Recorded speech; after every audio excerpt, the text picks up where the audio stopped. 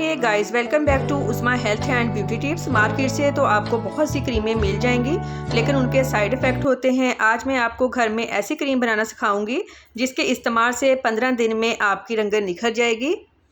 बेसन 1 table spoon, ये आपकी स्किन को निखार देगा, रंगत फेयर करेगा। एलोवेरा जेल लेंगे, ये आप मार्केट से भी ले सकते हैं और फ्रेश भी। इसमें विटामिन ए और सी होता है, ये स्किन को मॉइस्चराइज करता है, साइन ऑफ एजिंग को कम करती है, स्किन को साफ़ करती है, स्किन इरिटेशन को ख़त्म करती है। ये बाज़ार से आपको 150 रुपीज़ की मिल जाएगी। हाफ़ टेबल स्पून ऐड करेंगे।